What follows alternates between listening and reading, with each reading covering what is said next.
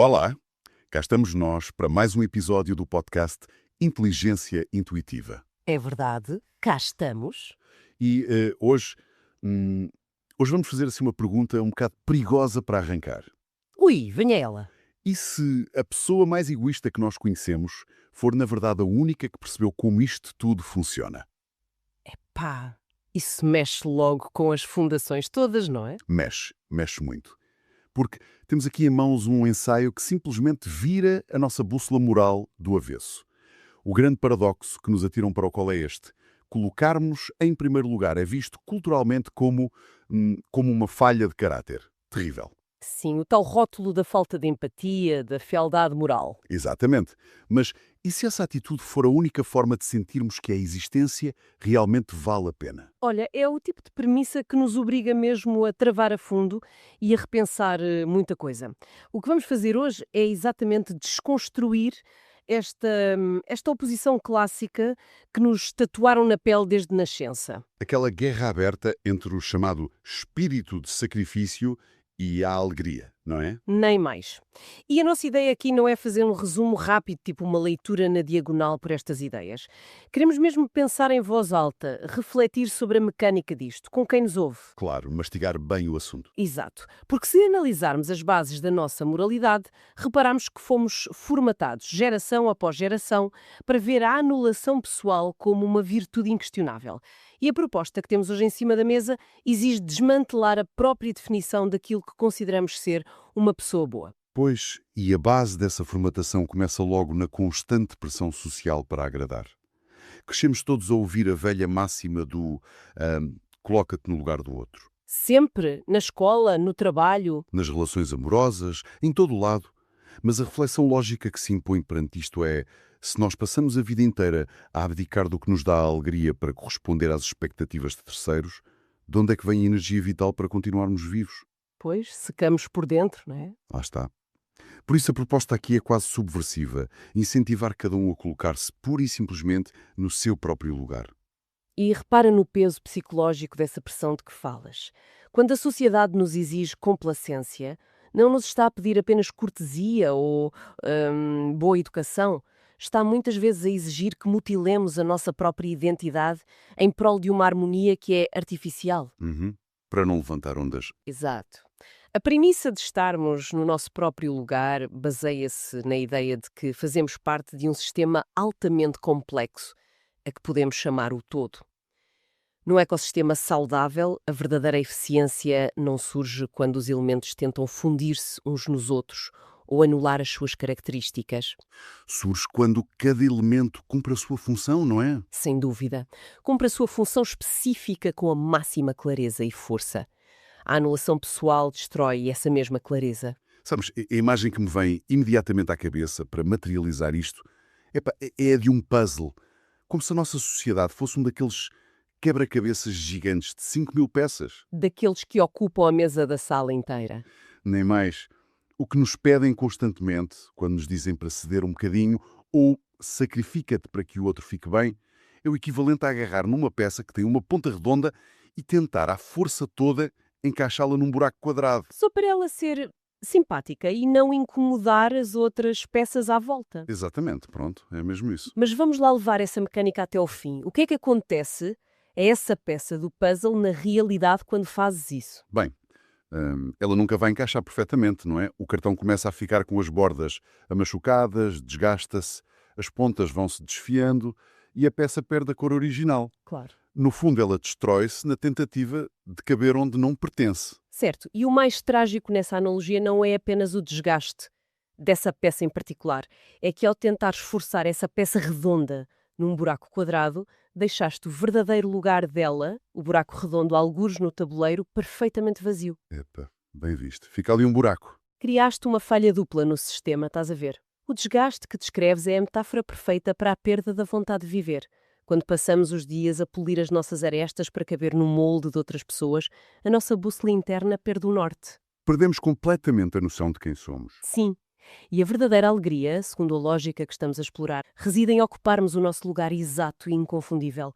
E a suprema ironia disto tudo é que, ao assumirmos esse espaço com unhas e dentes, estamos a fazer com que todo o puzzle funcione muito melhor. Muito melhor do que se passássemos a vida em modo de sacrifício crónico. Exatamente. Mas espera aí, deixa-me fazer aqui de advogado do diabo por um momento. Porque isto soa fascinante na teoria, mas se toda a gente começar a agir pura e simplesmente com base naquilo que lhes dá alegria, não caímos num extremo de desordem? É uma objeção clássica, sim. Pois, como é que isto não serve apenas de justificação para um narcisismo puro e duro? Afinal de contas, a nossa cultura insiste no sacrifício por algum motivo, não é? A ideia de focarmos na nossa própria alegria parece chocar de frente com a noção de responsabilidade. É uma excelente questão e é mesmo crucial separar as águas aqui. É fundamental perceber a diferença entre a alegria autêntica e o tal narcisismo destrutivo. Ok, A lógica não é de toda aquela coisa do pisa quem for preciso para teres o que queres. É muito mais profunda. A mecânica subjacente é que pessoas verdadeiramente bem resolvidas e alinhadas com o seu lugar não têm o menor impulso para fazer mal aos outros. não precisam disso. Lá está. A alegria genuína não é inerte, nem se alimenta da energia alheia. É altamente geradora. Pessoas focadas em nutrir o seu próprio espaço transbordam recursos vitais. Clareza, compaixão, justiça, força. Acabam por contaminar positivamente quem as rodeia, não é? Porque têm os tanques cheios. Nem mais. Em contraste direto, o sacrifício seca-nos. E para percebermos o peso mastodôntico desta herança do martírio, olharmos para a sua raiz cultural.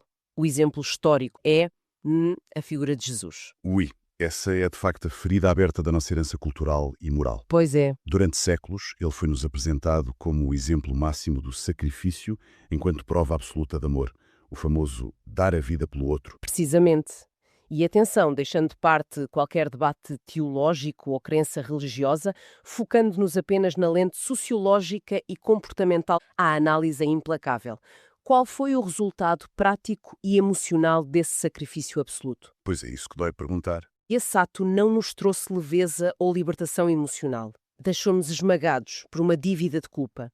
Ninguém, de facto, pediu aquele sacrifício. E quando olhamos para a história, a tentativa humana de emular um padrão tão inatingível de martírio gera um fardo tremendo. Não é? Um fardo gigantesco. O sacrifício extremo, mesmo quando revestido da maior nobreza moral imaginável, raramente semeia amor nas fundações de uma sociedade. Semeia o sentimento perpétuo de que nunca estaremos à altura. De que estamos sempre em dívida. Mas espera aí, vamos desembrulhar isto com calma, porque isso obriga-nos a virar o próprio conceito de amor de pernas para o ar. Completamente. Porque desde que nos lembramos de existir, ensinam-nos que a equação do afeto é simples. Se me amas, provas isso, abdicando do teu bem-estar por mim. Toda a nossa moralidade cultural pode estar construída sobre um esquema de culpa e não de conexão genuína. É assustador, mas é exatamente esse o calcanhar daqueles das nossas relações humanas. O mecanismo do sacrifício não pedido não opera na moeda do amor, opera na moeda da dívida emocional. Pensa na diferença brutal entre duas pessoas que acordam de manhã. Ok, vamos imaginar isso. A primeira pessoa abre os olhos e pensa: hoje vou anular-me. Vou fazer uma série de coisas que detesto, engolir sapos, só para que a minha família ou os meus amigos não se chateiem. Credo. E a segunda pessoa acorda motivada pela sua própria alegria, sabendo que vai investir a sua energia naquilo que a preenche. Qual destas formas de estar é sustentável? E mais importante ainda, qual destas pessoas queres ter como modelo? Claramente a segunda. Pois, ninguém no seu perfeito juízo deseja conviver intimamente com um mártir voluntário, mas por inércia cultural andamos todos a tentar ser um. E o que é assustador é que isto não é apenas um debate sobre o passado distante ou sobre a grande moralidade da humanidade. Nós herdamos esta planta arquitetónica do mártir e aplicámo-la sem dar por isso na nossa própria sala de jantar, todos os dias. Sim, nas coisas mais triviais. Se trouxermos esta reflexão para a dinâmica familiar íntima, torna-se muito desconfortável. Lembro-me sempre daquela dinâmica clássica, quase um clichê ibérico. A mãe ou o pai que, ao pequeno almoço, insistem em ficar sempre com a torrada queimada para que os filhos comam o pão em perfeitas condições. Ah, o famoso suspiro do sacrifício. Exatamente. E claro, fazem questão de suspirar baixinho ou fazer um comentário muito subtil enquanto trincam o pão queimado, tipo: ai, pronto, deixem estar que eu como a pior. É esse pequeno detalhe sonoro que revela toda a engrenagem, estás a ver? Se nós pararmos para perguntar a qualquer pessoa Se algum filho se sente genuinamente feliz, leve e preenchido de amor ao ver os pais a comerem as torradas queimadas da vida por eles. A resposta instintiva é não. Obviamente que não. Pois não, testemunhar esse tipo de sacrifício não gera gratidão pura. Gera um nó no estômago. O filho cresce com um medo visceral de não conseguir retribuir aquele esforço. Sente-se um peso. Fica com aquela sensação latente de que a sua própria existência e o seu conforto têm um preço altíssimo para os outros. E pior, que ele é o culpado desse sofrimento. É impressionante ver como isso se manifesta. E voltamos à ideia da dívida. É tal e qual como quando recebemos um daqueles presentes caríssimos de anos que nós nunca, em momento algum, pedimos. Aqueles presentes que até nos fazem suar frio. Mesmo. Imaginemos este cenário. Estamos a fazer anos e alguém da nossa família íntima, que nós sabemos perfeitamente que tem dificuldades financeiras, aparece-nos com um presente de 1000 euros. Nós sabemos que a pessoa foi ao banco pedir um crédito pessoal para comprar aquilo. Que angústia! E sabemos que ela vai passar os próximos 6 meses a comer arroz e atum só para pagar a prestação. Pergunto, quando estamos a rasgar o papel daquele embrulho, sentimos alegria? Nenhuma. Sentimos vontade de desaparecer dali. De fugir a 7 pés. Apetece gritar, por favor, leva isto para trás. Eu preferia 1000 vezes que estivesses tranquilo com as tuas contas do que ter este objeto nas mãos. Essa imagem do empréstimo bancário é clinicamente precisa, porque expõe como o sacrifício retira completamente a autonomia a quem o recebe. Exato, não pedimos nada daquilo. No momento em que alguém te oferece esse presente envenenado pelo esforço desmedido, essa pessoa forçou-te a assinar um contrato social de dívida sem o teu consentimento prévio. E de repente somos devedores. Repara na falência absoluta deste sistema na dinâmica emocional.